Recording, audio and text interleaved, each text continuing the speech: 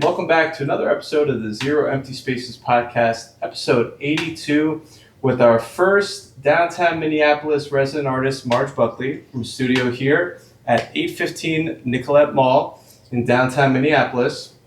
If you didn't know about Zero Empty Spaces, myself, Evan Snow, and my business partner, Mr. Andrew Martineau, started an initiative to activate vacant commercial real estate spaces to create affordable working artist studios so talented artists can have space to create and collaborate affordably outside their homes, which has provided a myriad of win-win-win benefits with the first 34 spaces we've done over the last 7 years across 5 states, with over 900 artists having come through the program, which has truly changed hundreds of artists' lives thousands of times over.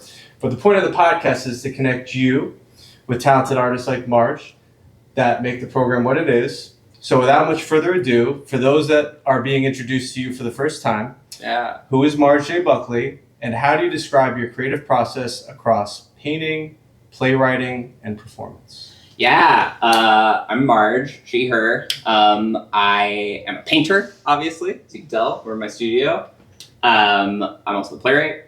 I'm also an actor.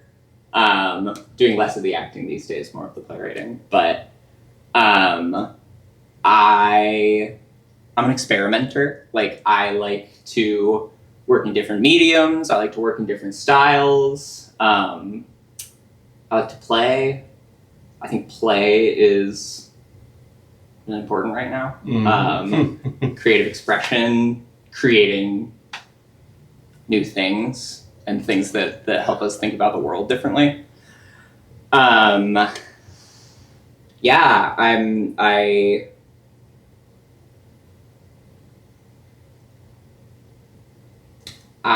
My kind of trajectory, which maybe goes into your next question, but I have been an actor kind of my whole life. I think I was in my first play in 4th grade or something. And I kept doing it. I went to college to be an actor, and kind of along the way I discovered playwriting, that I loved creating the world for people to act in. And theater is such a cool art form because it is an art form that requires collaboration. You almost can't do. I mean, you can do solo shows, but even then you've got a lighting designer, you've got a director, you've got, all these elements. And I kind of stumbled into painting. I made a friend who became a mentor. Her name's Hillary Greenstein. She has a studio in the California building in Northeast. And we just started hanging out in her studio, and one day she was like, "Hey, if you ever want to pick up a brush," and I did, and she started giving me tips, and now here we are. And how long ago was that? That was in 2021. Okay. So I've been painting for 5 years. Okay. And multidisciplinary creative, nonetheless. Yeah. And so you earned a BFA, Bachelor's of Fine Art degree in acting before expanding into visual art and playwriting. Yeah. How did that evolution happen, and what connects those different parts of your practice together? Yeah, so I think my freshman year of college, studying acting, I wrote my first play for a 10-minute playwriting festival at school. And I just kind of fell in love with it. What school was this? Emerson College. Okay. In Boston. Nice.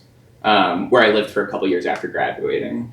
And then I moved here to start my theater company because I had a collaborator at school, Sam Weisberg, who grew up here, who the whole time we were in college, he was like, "You gotta move to Minnesota, Minneapolis is the best place to make your own theater." And he sort of lured me out here to work on a play, and I really loved it here, and I was like, oh, we really can kind of DIY our theater project here in a way that is hard to do in other cities, because Boston space is so expensive, and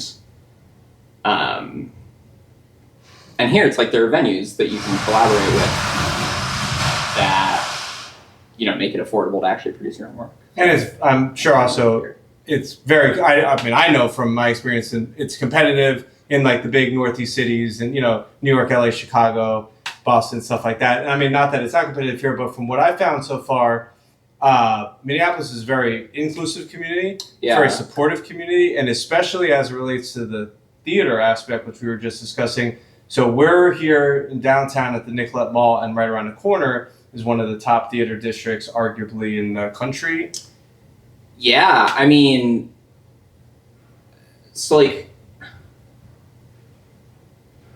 yeah, I mean, it's an awesome theater scene in the Twin Cities. It's also, going through a complicated time, like a lot of those places are. But I do think there's a real energy of, like you were saying earlier, like, a rising tide lifts all boats, right? That, like, there's a real energy in the Twin Cities that people want each other to succeed. Yes. Which is both, I mean, like, generous and kind, but also is good strategy, I think. Yeah. Because when the people around us succeed, we start to build an ecosystem. Correct. And the ecosystem benefits everybody. Correct. And so, yeah, I feel... Yeah, and you're talking about competition. Like, I actually feel very competitive as an artist, not in the sense of, like, I want to do better than other people or anything like that, but I am competitive in the sense of, like, the work is really important to me, and I want to get better and better at it. And I want to be able to do it as a practice, and I want to be able to do it as a living. And so maybe competitive is the wrong word, but I feel ambitious.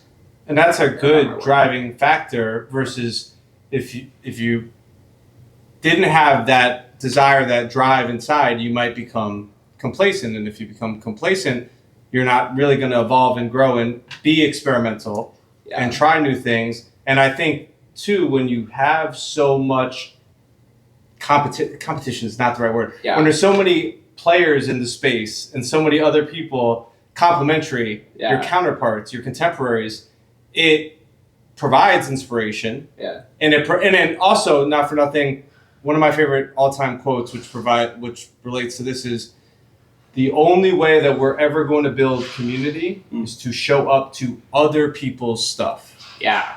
And if specifically within the performing arts, if nobody shows up, I mean, you're literally not going to continue doing the thing, the show, the play, the whatever it may be. So I've been very encouraged from the stakeholder arts groups, Hennepin Arts, Springboard, NEMA, all these great people that I've connected with, including the city's art department, that I'm so amazed that everybody's so nice. Yeah. And everybody's so, like, warm and welcoming. I guess it's the Midwest.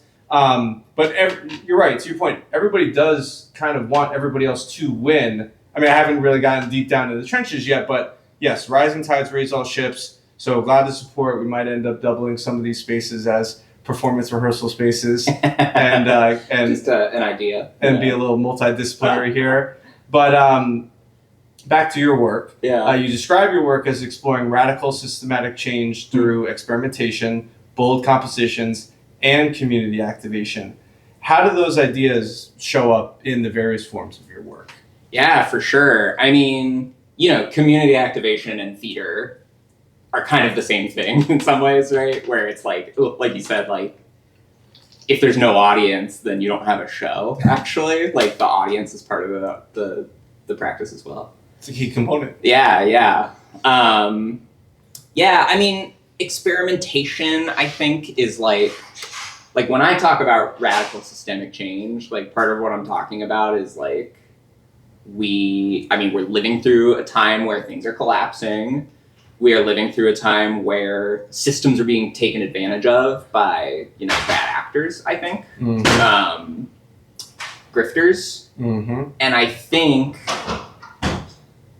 one of the roles of art in combating those forces, in building a better future, a more optimistic future,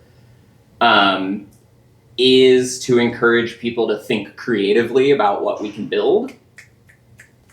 Which is part of why I say, like, radical systemic change through experimentation. It's like, I make so like my paintings, I paint lots of different kinds of things, right? Like we've got a nude figure, we've got like I like paintings. I like to do paintings that feature kind of like nature reclaiming technology and industry and machinery. So like here we have kind of like a movie theater that's getting reclaimed by the natural world. Let's go. And same with this like car in the woods kind of situation, which is based on Polaroids of a car that's in the woods behind my friend's cabin. Like,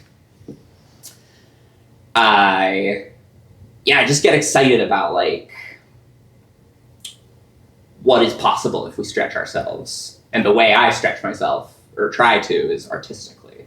And that's the power of art. Yeah, I think so. And so for me, as an arts advocate, as a culture seeker, as I've now traveled more, it's interesting to me to observe artists' artwork from different parts of the country, the world, and how your surroundings, your landscape, the nature, like I've admittedly never been to a cabin in the woods, Yeah. but I actually kind of feel like I can, even though this is not the Polaroid, this is the painting, Yeah. I can kind of feel now, I mean, after just flying in and seeing, some of the nature on the flight, on the way down, like, what this would actually be like. And it's interesting when you were describing the nature reclaiming, the built environment. The thought that I had instantly was I Am Legend, Yeah. which for some reason keeps coming up. That's funny. In conversation serendipitously. But yeah, that's the ability and the power for art, especially in a time right now, like you mentioned, where we do need to kind of push back on things that are not exactly as they should be. That's another conversation for another day. Yeah. But I'm glad that you're taking advantage of this creative spark that your friend provided to you in their studio. Yeah. 5 years ago now. Obviously, there was some more dabbling, some more experimentation. And especially if you come from like one medium, one form of art, not everybody is willing to take that jump to, especially if you have a degree in one category, not everybody's willing. So I do want to give you some kudos and some credit. And it is very interesting to kind of watch the work unfold. And we're going to watch the work unfold on the pieces that you have currently working on behind me in a minute. But before we get there, since you have been in multiple separate mediums, how do painting and playwriting influence one another for you? And do these ideas ever begin in one medium and eventually become something entirely different? Yeah, that's a good question. I mean, there are some literal overlaps, like my last play we did, which was called Guillotine City, which was like a kind of film noir inspired one act set in like a dystopian future of the Twin Cities, being swarmed by secret police. Does this remind us of anything? Too soon. I painted a set for it. I made this big long banner that was the city skyline, and so I painted the city skyline on this banner, and then we put it up as the set for the play. Oh wow! So I mean, there's some literal overlap between the mediums, right? That I'm making paintings for my plays. Interesting. I kind of have a vision of, and I've yet to sort of do this, but I kind of have a vision of doing a solo show where I am talking about my life while I'm painting, and there's an audience. I think it would be a cool. We'll see what we can do with that. Maybe we'll do it here. I think that is a very good, realistic possibility. Yeah. What you said about do things start in one medium and move to another? So one is that I bring a sketchbook everywhere I go. So when I go to see plays, I'm also sketching, which is often like it often is just helpful for like getting a sense of composition and practice, because theater, you see like figures in motion, and I I do figurative art, right? And figurative art can be actually really challenging, like to make a body look right and make movement look right and stuff. So theater is actually a good place to practice studying that. I feel like there's gotta be, well, there's some overlap in themes for sure. Like the whole idea of nature reclaiming tech, machinery and stuff, like that comes up in my plays. I have a script called The Weeds and the Washouts where over the course of like it's about a group of like Minneapolis anarchists and punks, and over the course of a decade of their lives, we see the house that they're living in is slowly getting like taken over by vines and weeds and stuff, and they're kind of living among it, which is, you know, it's sort of surrealist, but yeah, I certainly think the themes interweave between the paintings and the plays. I think the banner was fascinating, the fact that you were able to integrate that. And I'm a big fan of artist sketchbooks. Yeah. When I went to the Van Gogh Museum, they don't actually have a lot of his paintings. Yeah. It's the sketchbooks that are just so fascinating. And actually there's a Basquiat exhibit where it's only his sketchbooks. Yeah. And I encourage artists to sketch, and the fact that you bring it to a performance and then are able to capture a moment, derive inspiration, I think that is one of the ways that you're able to bridge those two mediums. But the fact that you're able to literally integrate the painting of the banner into the set is fascinating. I've not heard anybody do that. Yeah, I wish I had it with me. We might remount that play so we have the banner, you know, like in storage. And it's big or large? It's like probably 12 feet across. It's a rectangle. It's probably a 12-foot banner. I probably do have some of my sketchbooks, though. I think we have a 12-foot wall-ish. Oh, we could put it up. I mean, no pressure, you know. Yeah, no, I can go hunt it down, probably. Oh, yeah, so like... And what kind of sketchbook do you like to use? I use all kinds. I mean, I like to do a variety of sizes. So, so like this is a sketch I did at a play. I'll shut the camera in a sec. You can see it's this play by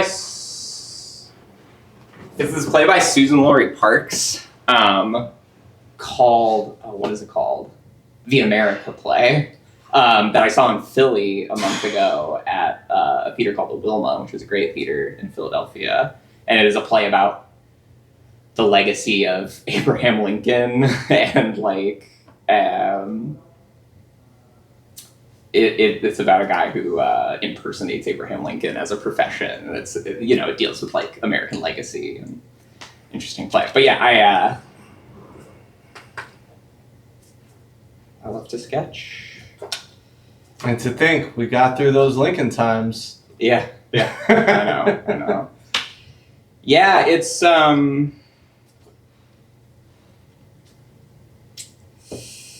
also, sometimes I will take a sketch, much like how I do with the Polaroids. I tape the Polaroids to the wall and then I use them as references. And I'll do that with sketches too. So like sometimes I'll rip a sketch out and tape it to the wall and use it as a reference. All the world's a stage. That's right. So you recently completed the 2025-2026 McKnight Fellowship in Playwriting at the Playwrights Center. How did that experience challenge or expand your creative voice? Yeah, I mean, I think, so the major thing it did for me was it let me spend the year dedicating more of my time to the craft of playwriting because of the funding that came along with it. Like I have already been figuring out how to put together a life where I'm doing as much of my craft as possible, but that really let me like, okay, I can focus on playwriting this year.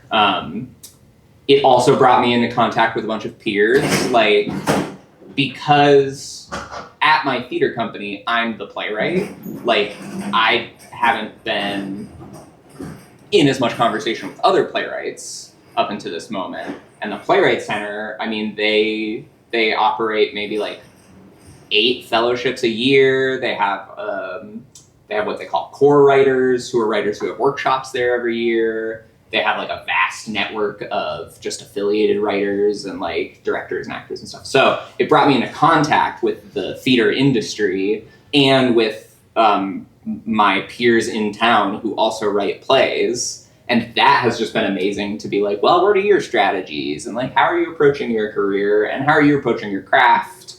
What kind of plays are you writing? Oh, it's exciting the ways that like you're writing plays that I wouldn't be writing, but I'm really glad they exist. You know, those kinds of important conversations. Yeah. Maybe for those that, great. Let's just assume they are not sure what a fellowship is. Yeah, for sure. From the beginning process of like, I guess, applying to obtaining to putting it to use, what does that look like for someone that's not familiar? Yeah, for sure. So the McKnight Foundation, I will just use as the example. Like the McKnight Foundation is their foundation in the Twin Cities who give out fellowships to artists across a bunch of different mediums, the playwrights, painters, composers, ceramicists, like, and so those fellowships, I mean, they come with funding. I was on a year-long fellowship for $25,000. So basically it was like a salary to do my craft for the year. Let's go. And with the McKnight Foundation, those fellowships are each facilitated by a different organization in town. So like playwrights, the fellowships that they offer are provided through the Playwrights Center. So the funding comes from the McKnight Foundation, but the facilitation comes from the Playwrights Center. So basically like I would just go hang out at the Playwrights Center and write, and the Playwrights Center would organize like networking opportunities and talks with artists who are working in the field, and provided access to like, you know, the Playwrights Center facilitated a workshop for me this year. So I got to work on one of my plays with a bunch of actors and just like really mess around with it in the rehearsal room. So yeah, I think broadly a fellowship is like funding for a certain period of time to work on your art, usually comes along with like plugging you into the industry and getting you connected, and generally the goal is to like help facilitate your continued growth. And you do have to have so you have to apply. You have to apply. And you do have to have something to show. You have to have a body of work. Correct. Yeah. To warrant the justification of them awarding the opportunity to said fellow. Yeah. I appreciate you correlating that and breaking that down, because a big percentage, I don't want to say majority, but a large percentage of creatives don't know or don't go after residencies, fellowships. To be perfectly honest with you, you're the first person, 82 podcasts, that I've interviewed that has had a fellowship, which is interesting. And then, so especially in the performing arts space, where I don't want to say it's tougher to make it as a visual artist than it is, but it's tough as an artist of any medium to make it. So when you get support monetarily, let alone the professional development, the marketing, the networking, the facilitation part, it's like truly such a blessing. So, you know, big shout out to the McKnight Fellowship. Yeah. Big shout out to the Playwrights Center. Yeah. And then from what I understand, in the Twin Cities, so we're in downtown Minneapolis, but St. Paul's over there. Mm-hmm. I also understand that St. Paul's a night city. Yes, it is. Yeah. And actually, there's an application I'm eyeing for that too. So you kind of led me to it. Yes. You have to identify these opportunities. Maybe do a little bit of research. ChatGPT can help. apply for said opportunities. But the point I want to make is not every single person that's going to apply is going to get everything every time, the first time, the second time, the third time. You might have to apply 4 or 5 times. Yeah. We work with a gentleman by the name of Sergio Gomez, who started something called Art Next Level. He's him and his wife, it's a leading arts marketing and mindset platform. He's the artist, gallerist, coach, curator. She's a psychologist, mindset coach. And I'll never forget, we were doing a workshop for the artists, and we have a very talented artist, Sylvia Arias, in our Boca Raton location, that had been painting for 30-something years, went to school for art, taught art for many years, but retired from teaching and was getting into her stage of creating for herself. Yeah. And she, I'll never forget, said, I applied, but rejected is not really the word. They can't accept everybody. Yeah, no. Okay, so if it's rejected, next, and I'll never forget, Sergio gave her the feedback, like, that's not a permanent no forever. Yeah. Because it maybe your work, your application didn't align with that call, that window, that criterion, but maybe it'll apply for the next one. So I really do encourage, as living proof, $25,000 is not $5. No, yeah. It was real money. Yeah. Like, it is possible. Yeah. Yeah, and I mean, I don't know if I'll ever feel like I made it, right? Like, I think there's kind of a constant striving, especially as an artist, where it's like, sure, you get the opportunity, but then it ends, and then you have to keep going, right? Like, I'm not on that fellowship anymore, and I'm back to my day job, which is fine. I don't mind my day job, but it does eat into time, right? But yeah, to the whole thing of, like, applying for stuff and getting rejected, like, I apply for at least 2 or 3 things a month, and I get rejected from, like, I would say 95, maybe 98%. But it's not about all the ones that reject you, right? It's about the one you get. And that's what we're talking. Yeah. And and that's one other really good point you just brought up. Like, right, you work in a season or in a year, but then there's next year and there's next season. Yeah. And you really do have to keep creating. You don't have to keep evolving. You could work in the same medium. You could work in the same style. You could work in the same genre. Yeah. But it is good to continue evolving. The one that's coming to mind right now, the download, is Second City actors and performers and improv legends. Yeah. That started with all of them. And one point I like to make for any artist that's listening, every single person started at the same place. 0. Yeah. Basquiat was not, yes, he was born gifted, but it was not born this artist. Picasso was not born this, they developed into the creatives that they became through practice and dedication and being around other artists and creatives, which is what we, really love about Zero Empty Spaces, because you might get inspiration from your studio mate, from your neighbor, from your peer, from the person whatever, down the block. Yeah. So there is, like, it's just the real reason why I kind of wanted to extrapolate on this is I don't think people realize how difficult it is. Like, oh, I could paint that. Well, really cool. Show me. Yeah. Yes, definitely. Pick up that brush. Well, I think about this with, like, people who do really minimalist art that, like, if you think about a Rothko, I think is, like, a good example where it's like, oh, that's just, like, a big giant thing of red. It's like, I could do that. I'm like, I don't think you could. Like, the level of understanding he has about, like, what shade of red to use and how to apply it, and, like, all these things are more complicated than they seem from the outside. And that's why they call it practice too, right? It's like 100%. Like you were saying, like, there are a lot of people with incredible amounts of raw talent whose talents are languishing because they don't practice. Correct. Right? And there are people who, like, maybe, like, I actually think this about myself, that, like, my first paintings I was doing 6 years ago were bad. And there's a reason that those ones aren't the ones hanging up here, right? Because they weren't very good. Like, and it took probably 2 years of practicing before I had paintings that I was like, oh, I'm proud to show these off. But I loved doing it, so like the practicing kind of came easy. And hence a practice. Yeah.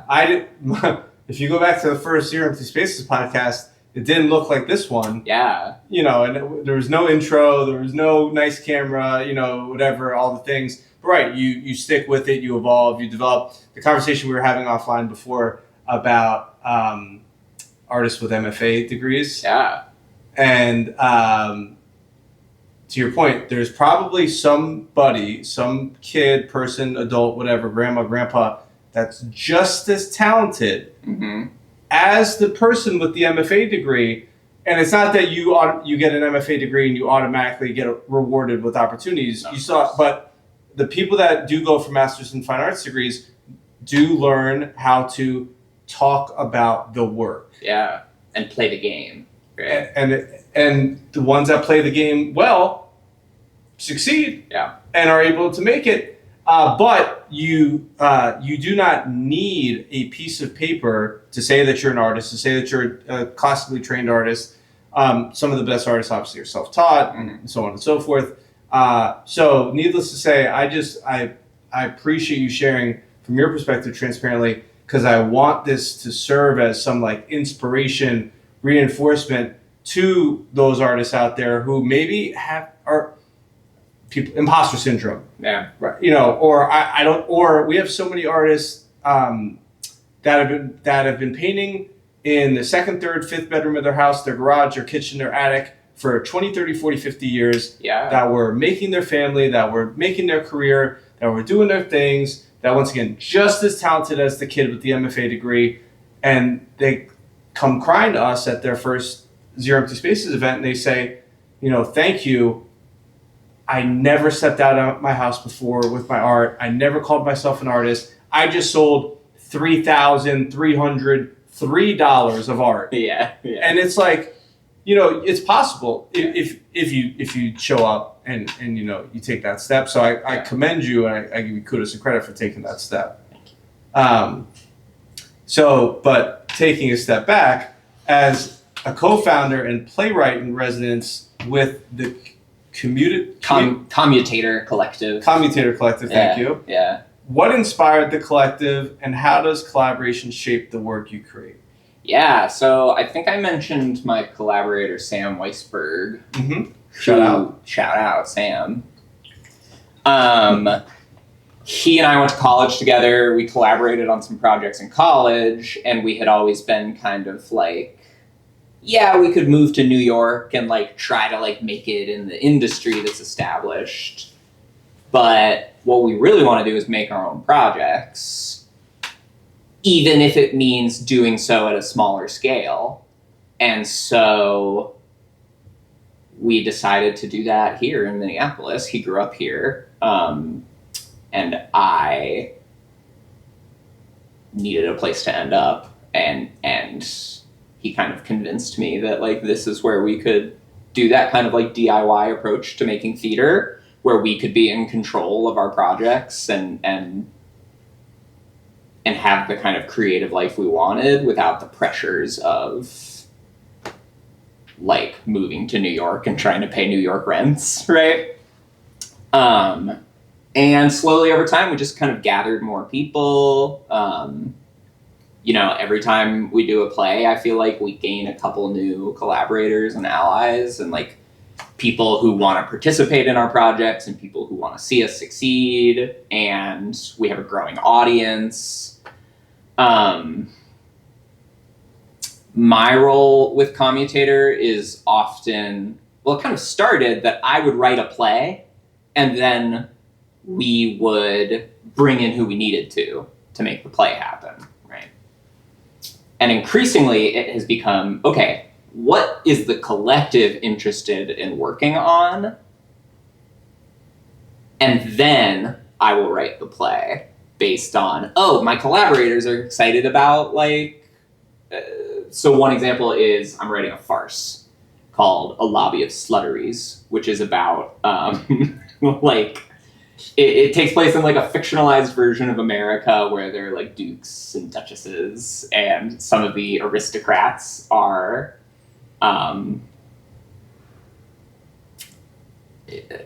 so convoluted, but some of the aristocrats they have this approach to non-monogamy that they're trying to like spread throughout the society, and so it's like a sex comedy kind of.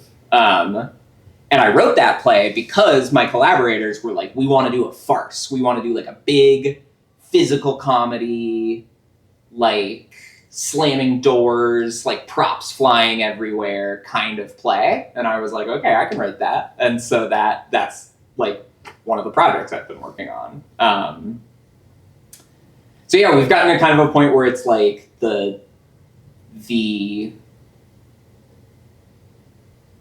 kind of as a collective body, we start to develop interests in what kind of play we want to do next. And then I will write a script for it, and then we will get into the rehearsal room, we'll work on it, I'll tweak the script, we'll bring someone on as a director, we'll find a venue. You know, there's a lot of steps to making a play happen. How long does that take? That's a good question. So we are in planning for our next season right now. And the first play the next play we will do, I think, will be in late winter, early spring. 27? 27, yeah. We're going to do other projects before that. Yeah. Like we do these experimental theater dance parties at a warehouse space that we rent from one of our friends sometimes. So we'll do a few of those. But the next time we're going to do a fully staged play as Commutator Collective, I think will be late winter, early spring 2027. So we will decide what that project is in the next couple of weeks here. I will start working on the script. We'll do some revisions and more conversations and gathering the team. And then usually we start rehearsing 2 months before showtime. Good things take time. They do, yeah. And you gotta water the plants for them to grow. Yeah, you absolutely do. I mean, and in theater in particular, you have to know when it's happening, you have to secure the venue, you have to raise the funds, you have to rehearse. There's just a lot of steps to get the thing finished. Mm-hmm. Yeah, but that's, and appreciate once again taking a little peek behind the curtain, because right, people they show up on opening night hopefully, or closing or whatever. They show up any night and they're like, oh, it just happened. Well, yeah, you just saw literally the tail end of months, or if not years, or a year of planning and preparation. Yeah. And also, I was going to mention this earlier, but maybe now's a good point. So. Fun fact from the NEA, National Endowment of the Arts, for every $1 spent in the arts, there's a 9-to-1 economic impact into the local community, so that the artist, the crew, the staff, the venue can continue paying their rent, taxes, food, whatever. And specifically within the performing arts is actually one of the best examples that we make of these examples, because there's the person that made the flyer. Mm-hmm. There could be a grip. There could be, a valet. There could be the person at the concession stand. Mm-hmm. All of these people make up the experience. Yeah. Or even local restaurants, right? It's if you're planning to go see a play, chances are you're going to come to the area and have a meal before you do, right? And park your car. Or valet or Uber or any of these things, that's that 9-to-1. And then also, maybe now drawing it back to visual artists and painters. So when you support a local artist, the local artist is able to also pay their rent, food, blah, blah, blah, but go to the local art supply store and continue purchasing the necessary materials that require be part of a practice. Yeah, and paint's expensive. And paint's expensive, and allow you to go to the museum, and if you have to pay an entrance fee so you can get more inspiration. Little things like this that I don't think everybody really gets. So that's why, obviously, if you can support a living artist, the dead ones don't necessarily need it. No, they don't. Yeah. They had their run, they had their time, but that's why we love supporting talented local artists, giving them the space and the opportunity where we don't take any commission off of sales, so whatever they generate, they keep, so that they not only can continue making the work that they want to make, but I think we were also talking before offline about how if you pick a studio in another building where the rent is $1,000, and that serves your purpose, all the better. But when the point is when the barrier to entry is high, generally the artist starts don't have to, but they start making work that maybe they feel they have to make more just to sell, not necessarily the work that they want to make for them as an artist. Yeah. And for me as a patron, collector, supporter of the arts, the work that I love is and I think you'll appreciate this, is the work that like pains the artist's soul, that they get up at 3:00 in the morning and they're like, I have to go to the canvas to make that. Not the nice pretty picture of a flower, which serves its purpose, interior design, nice gift, whatever. So, needless to say, I've really enjoyed everything you've elaborated on the performing arts side, and how it's influenced. Getting to your recent exhibitions, they've ranged from solo presentations like Colorpilled to group shows such as Carrying Each Other and Our Bright Unfolding. Yeah. How has your visual work evolved through those experiences? And what are you exploring now? Yeah, good question. So, I think part of those last two you mentioned, Carrying Each Other and Our Bright Unfolding, were both at Lanesboro Arts, which is in Lanesboro, Minnesota, which is a beautiful rural town, 2 hours outside of the city. And they have this amazing gallery there that they love to bring in. It's really fun to go there because they are so excited to have artists come and visit them from the cities, because it's just it takes getting out there. Sure. I think my favorite thing about doing shows, and especially group exhibitions, is when someone curates a group exhibition and they choose your art, it is often because your art and the other art that they're choosing are speaking together. They're either saying the same thing, or they're saying contrasting things, or there's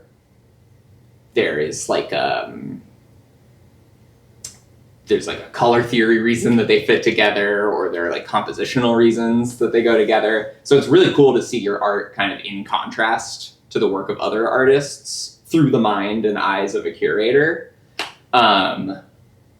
I feel like I always learn something from they put my painting right next to that painting and they kind of are both moving in the same way.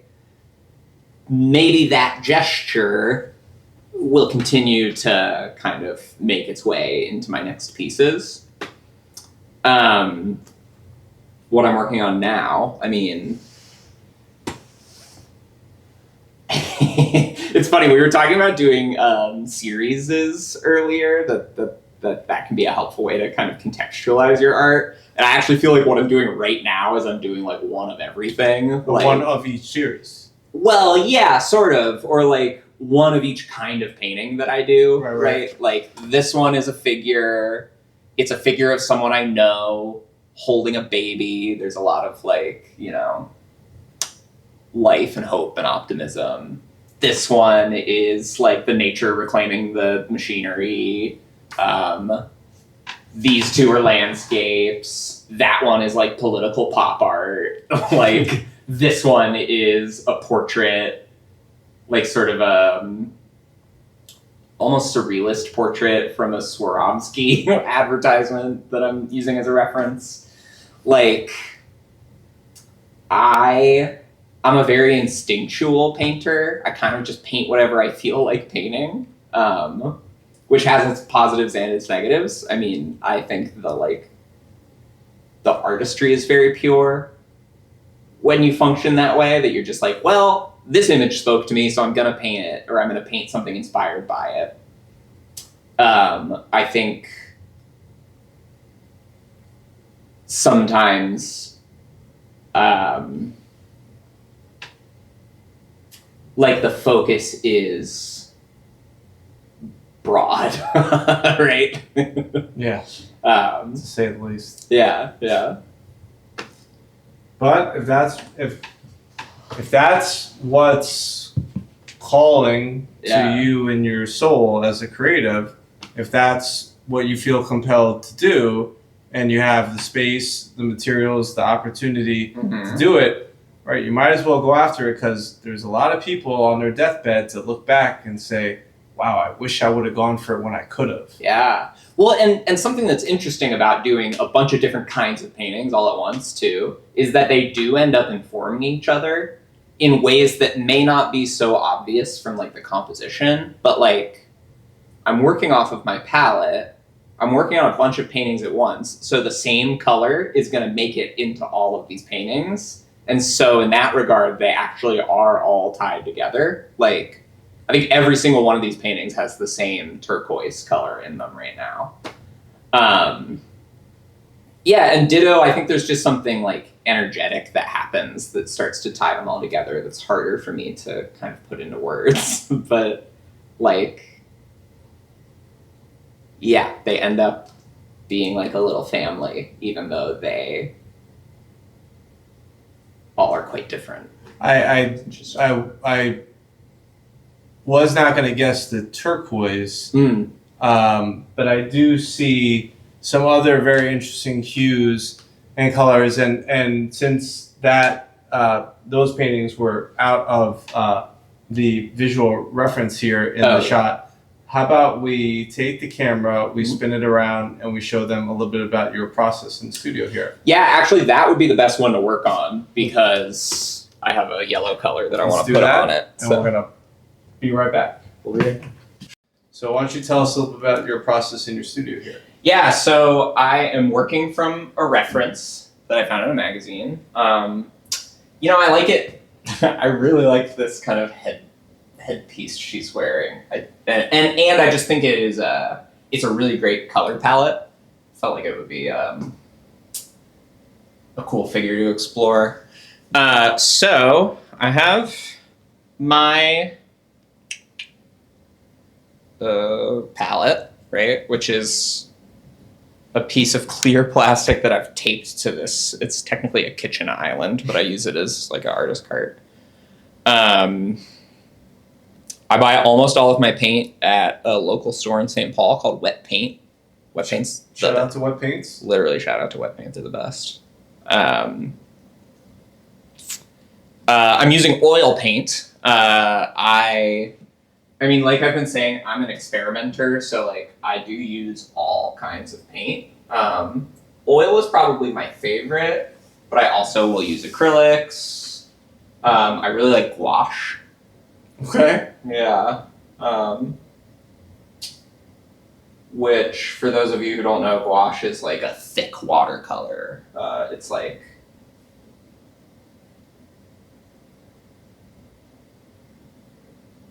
So right now I'm kind of playing with her like jewelry head piece. It's it's funny because it has there are kind of like three components to the headpiece. It's like remembering which one I'm working on and in what direction it needs to go. It's kind of like a funny challenge.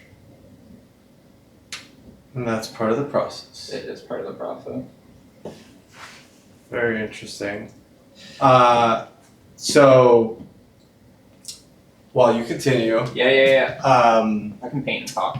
This has been a very interesting experience here in downtown Minneapolis. We're here at 815 Nicollet in the Nicollet Mall in the former Walgreens. I was vacant for quite a few years since before COVID, and with a big thanks and shout out to Lisa Medag from downtown Minneapolis, the economic development director, we were able to get in touch with Uncommon Developers who acquired this property and were amenable to our use and our activation of bringing the space to life to provide the opportunity to local artists. And we have been so overwhelmingly surprised by how nice and genuine everybody's been here in Minneapolis and in the Midwest. It's been a nice collaboration with support from the city, downtown, MPLS Arts is supporting, and even everybody that we've kind of reached out to or been connected to, as I mentioned, between NEMA and Springboard and Hennepin and all the arts organizations and neighborhood organizations. It's been, really a warm welcome and embrace. So we're glad to begin welcoming Marge as our first artist in here, and we're going to start welcoming more. We have spaces available starting at $256 a month with the water, electric, tax, utility, 24-hour access included. We do not take any commission on sales, classes, or workshops. Whatever the artists generate, they keep. And we provide marketing support, social media support, professional development support, career development support, opportunities, residency opportunities, private tours of museums with the curator, potlucks for artists, and once these spaces are open, they become thriving creative placemaking hubs for classes, workshops, potlucks, nonprofit collaborations, TED Talks, and things beyond our wildest imagination. So if you live in downtown Minneapolis or the surrounding Twin Cities area, and you know a local artist that would like the opportunity to take their practice out of their house and out into the world, certainly encourage them to look up zeroemptyspaces.com. The application is zeartistspaces.com/rent space. You can find us all on social media, and plenty more good stuff planned, including our eventual grand opening. If they'd like to find you on social media and the interwebs, where can they find you? So my website is margebuckley.net, and my web shop is on there. So if you're interested in acquiring any art, that's a great place to do it. And then if you want to find me on Instagram, it's well_oiled_jorts. That wasn't taken? Well-oiled jorts. No. And I always like to say, as regards to the web shop and the pricing, yesterday's prices might not be there tomorrow, so purchase them today. That's true. The last question that we like to wrap up here with on the podcast, on the Zero Empty Spaces podcast specifically, what do you like the most now about having a space to create in outside of your home? Yeah, so, like you've been saying about a lot of artists, like I started painting in a basement, and then I graduated to painting in a living room, and now I'm painting here. I'm really excited about kind of the activity community hub aspect of being here. I also really like having a dedicated place to work, because at home there are all these distractions, right? Like I have my video games and my books and my dog.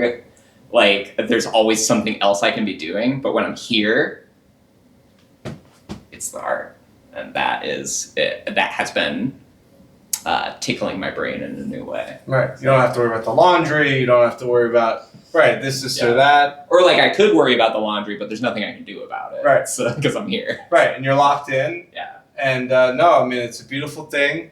I'm very excited about the activity in the community and connecting with other creatives and really supporting this, incredible city. Has a lot of history, has a lot of art, but as we discovered on our first open house preview, an information session that we hosted in March, from what I understand, there's over 400 studios just in one building in Minneapolis. So yeah, probably the Northrop King. Yeah, would be my guess. And that means there's hundreds, if not over 1,000, dedicated studios already. Yet of the almost 40 attendees that came to that open house preview and information session, when we polled them and said, "How many of you have a studio right now outside your home?" None of them raised their hand. So we are still providing a need and benefit to the artist community.